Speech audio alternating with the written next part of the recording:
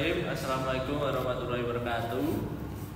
Kami dari kelompok 2 yang beranggotakan saya sendiri sebagai moderator, Biko Pradana Ramadan dengan NIM 2013-102202 dan teman saya Nanda Intan Fatmawati dengan NIM 2003102232. Lalu ada teman saya. Perkenalkan, nama saya Nadia Eko Pramiswari dengan NIM 2003102225. Kami ingin mendiskusikan tentang lembaga keuangan non-bank berisi pengalaman, mekanisme pembiayaan, manfaat jenis, perkembangan, sejarah, dan lain-lain.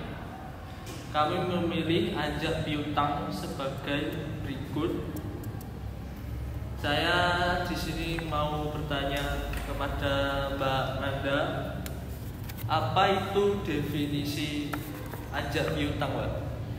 Kalau dari info yang saya dapat mengenai ajak piutang itu, yaitu sebagaimana yang telah didefinisikan dalam peraturan yang berlaku, adalah kegiatan pembiayaan dalam bentuk pembelian dan juga pengalihan serta pengurusan piutang ataupun tagihan dalam jangka pendek suatu perusahaan dari transaksi perdagangan dalam negeri ataupun transaksi perdagangan luar negeri. Seperti itu, Mas Ibu. Oh, itu cukup jelas ya, Mbak. Nah, saya ingin bertanya kepada Mbak Nadia, itu dasar hukumnya itu seperti apa ya, Mbak? Baik, dasar hukumnya yang saya ketahui yaitu ajak piutang yang ada di Indonesia, yaitu salah satu aktivitas keuangan yang melindungi dalam hukum perdata. Dasar hukumnya mengacu pada pasal 2 dalam keputusan Presiden atau Kepres nomor 61 tahun 1988 yang dimana meresmikan ajak piutang atau factoring sebagai salah satu bidang usaha pembiayaan. Begitu, Mas. Oh, cukup jelas ya, Mbak Nadia, itu penjelasannya. Dan saya ingin bertanya lagi kepada Mbak Nanda,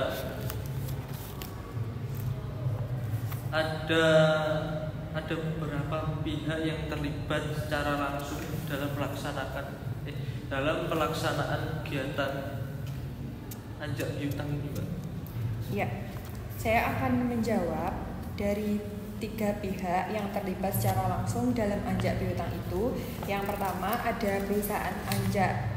perusahaan jasa ajak piutang atau faktor, yaitu perusahaan yang bertanggung jawab atas ajak piutang yang dibeli dari pihak klien atau yang bisa juga disebut sebagai investor. Lalu yang kedua yaitu klien, artinya pihak yang memperoleh jasa dari pihak investor yang mana mereka menjual piutang miliknya kepada investor atau faktor.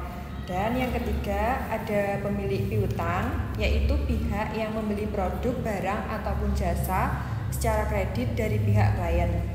Mungkin itu, Mas Iko, 3 pihak yang terlibat secara langsung dalam pelaksanaan ajak piutang.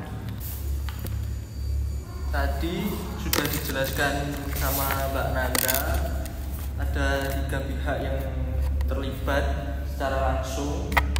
Untuk manfaat dari ajak piutang sendiri itu apa, Mbak Nadia?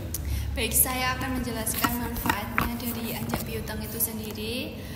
Yaitu perusahaan yang melakukan kegiatan ajak piutang mampu memberikan manfaat untuk semua pihak yang terlibat, diantaranya yang pertama untuk investor atau faktor, yaitu perusahaan ajak piutang atau pihak investor akan memperoleh keuntungan dengan bentuk fee dan biaya-biaya lainnya dari pihak klien.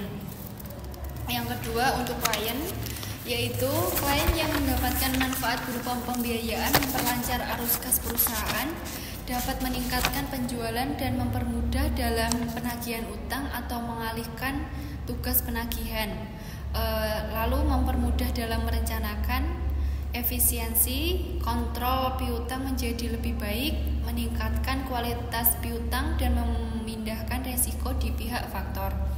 Terakhir, yang ketiga untuk nasabah atau debitur, pihak debitur berkesempatan dapat melakukan pembelian secara kredit. Selain itu akan mampu juga memberikan kesempatan pada pihak nasabah dalam melakukan penjualan agar lebih cepat. Gitu, Mas. Saya ingin bertanya kepada Mbak Nanda.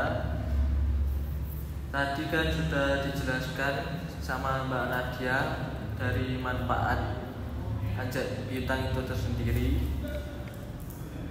Anjak piutang sendiri pasti ada beberapa jenis, ya. Itu jenis-jenis dari anjak piutang itu seperti apa? Baik, saya akan menjelaskan dari jenis-jenis anjak piutang itu terbagi dalam beberapa hal. Yang pertama yaitu berdasarkan pelayanan. Di sini terbagi menjadi 4 hal, yaitu yang pertama full service factoring. Artinya anjak piutang yang mampu memberikan jasa anjak piutang secara menyeluruh, baik secara jasa pembiayaan maupun non pembiayaan. Selanjutnya yang kedua yaitu bulk factoring. Artinya mampu memberikan informasi terkait dengan jasa pembiayaan dan saat jatuh tempo kepada pihak nasabah atau pemilik piutang tanpa memberikan jasa lainnya. Misalnya seperti risiko piutang, free penjualan, dan juga lain-lain. Selanjutnya yang ketiga yaitu maturity factoring. Artinya anjak piutang yang mampu menyediakan jasa proteksi atas risiko piutang dan administrasi dalam penjualan secara menyeluruh. Untuk yang keempat yaitu financial discounting. Artinya menyediakan fasilitas pembiayaan tanpa turut serta dalam menanggung risiko pada piutang yang tidak tertagih. Selanjutnya yaitu berdasarkan penanggungan risiko. Di sini terbagi menjadi 2 hal, yaitu yang pertama ada result factoring. Artinya jika pihak perusahaan investor tak bisa mendapatkan tagihan secara menyeluruh dari pihak debitur atau nasabah, maka klien masih memiliki tanggung jawab dalam melunasinya. Yang kedua yaitu without result factoring. Artinya memberikan seluruh beban tanggung jawab kepada pihak investor, sehingga jika pihak nasabah tidak mampu membayar tagihan secara penuh, maka klien akan terlepas dari risiko gagal bayar.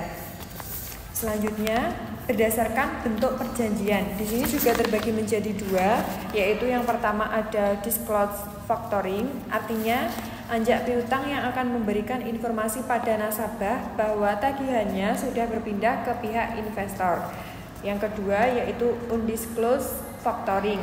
Artinya tidak akan diberitahukan kepada nasabah tentang peralihan piutangnya. Selanjutnya yaitu berdasarkan lingkup kegiatan. Ini juga terbagi menjadi 2 hal, yaitu yang pertama ada domestic factoring. Artinya jenis anjak piutang yang kegiatannya melibatkan seluruh pihak yang terlibat dalam piutang yang ada pada suatu negara. Selanjutnya yaitu international factoring. Artinya jenis anjak piutang yang mana dalam ruang lingkup kegiatannya akan melibatkan perusahaan yang berada di negara yang berbeda serta berperan sebagai ekspor faktor dan juga import faktor. Selanjutnya berdasarkan sarana pengalihan, ini merupakan yang terakhir. Itu juga terbagi menjadi 2 hal, yaitu yang pertama account receivables. Artinya jenis anjak piutang yang mana klien akan diberikan bukti utang yang tersedia dalam bentuk laporan akun receivables kepada investor. Selanjutnya yang kedua yaitu promissory notes. Artinya catatan dari pihak nasabah yang diberikan kepada pihak klien. Kemudian pihak klien nantinya bisa mengendorse promissory notes pada pihak investor sebagai bentuk dari pengalihan utang. Mungkin seperti itu penjelasannya dari jenis-jenis anjak piutang, Mas Igo. Terima kasih atas penjelasannya, Mbak Nanda. Dan selanjutnya saya ingin bertanya kepada Mbak Nadia. Tadi kan sudah dijelaskan sama Mbak Nanda untuk jenis-jenis dari anjak piutang itu tersendiri. Untuk mekanismenya pembiayaan untuk anjak piutang itu tersendiri itu seperti apa sih, Mbak Nadia?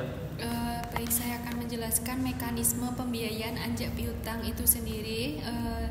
Dalam mekanisme anjak piutang diawali dengan adanya transaksi jual beli barang ataupun jasa suatu perusahaan dengan sistem pembayaran kredit. Kemudian pihak kreditur akan mengajukan anjak piutang kepada perusahaan anjak piutang. jika pada aktivitas usahanya membutuhkan penambahan modal di waktu yang dekat. Begitu, Mas. Terima kasih untuk penjelasannya Mbak Nadia. Ya, Mas. Saya ingin bertanya lagi kepada Mbak Nanda untuk perkembangan dari anjak piutang itu tersendiri seperti apa? Untuk perkembangan dari anjak piutang sendiri yang saya ketahui, berdasarkan analisis kualitatif yang dilakukan dengan metode RGEC, melihat profil masing-masing risiko yang melekat pada perusahaan anjak piutang, dapat disimpulkan bahwa perusahaan anjak piutang kurang berkembang di Indonesia karena masyarakat masih cukup nyaman dengan fasilitas kredit bank. Seperti itu Mas Igo jawabannya. Oh, makasih Mbak Nanda untuk penjelasannya. Saya akan bertanya kepada Mbak Nadia. Kita akan flashback ke belakang membahas sejarah dari anjak piutang itu sendiri. Nah, sejarah anjak piutang itu seperti apa Mbak Nadia? Saya akan menjelaskan seputar sejarah anjak piutang itu sendiri. Sejarah anjak piutang telah dikenal terutama di daratan Inggris dan daratan Amerika Serikat. Sebutan pertama kalinya yaitu factoring pada tahun 2000 dipergunakan di Mesopotamia. Pada waktu itu masih dalam bentuk sederhana. Pihak faktor biasanya bertindak sebagai agen penjual yang sekaligus juga sebagai agen perlindungan kredit yang sudah lazim dikenal sebagai general factoring. Dan seiring perkembangan zaman, anjak piutang berkembang sangat pesat terutama di daratan Inggris dan Amerika Serikat pada abad ke-19. Lembaga factoring perlahan-lahan mulai meninggalkan sifat keagenannya dan mulai beralih sekaligus berkonsentrasi pada pengelolaan kredit bagi kliennya seperti menjamin kredit, melakukan penagihan dan penyediaan dana. Berawal dari hal itu, terbentuk suatu embrio bisnis anjak piutang yang modern dikenal saat ini dan menggunakan sistem hukum yang berasal dari sistem common law. Anjak piutang pada dasarnya merupakan suatu bidang usaha yang bisa dibilang relatif baru di Indonesia. Eksistensinya dari kelembagaan anjak piutang itu sendiri dimulai sejak ditetapkannya kebijaksanaan pada tanggal 20 Desember 1988 dan keputusan Menteri Keuangan nomor 172 garing KMK.06/2002. Pengenalan anjak piutang bisa didirikan secara independen atau dapat dilakukan oleh multi finance company, yaitu lembaga pembiayaan yang bisa melakukan suatu kegiatan usaha secara sekaligus di bidang anjak piutang atau factoring, sewa guna atau leasing, modal ventura atau kartu kredit, dan pembiayaan konsumen. Begitu Mas sejarah dari anjak piutang itu sendiri. Terima kasih penjelasannya untuk Mbak Nadia dari sejarah. Saya ingin bertanya lagi kepada Mbak Nanda, contoh-contoh lembaga keuangan anjak piutang yang ada di Indonesia itu seperti apa Mbak? Untuk yang saya ketahui dari contoh lembaga keuangan pembiayaan anjak piutang yang ada di Indonesia itu, yang pertama ada Aditama Finance, lalu yang kedua ada PT IFS Capital, dan terakhir adalah SG Finance.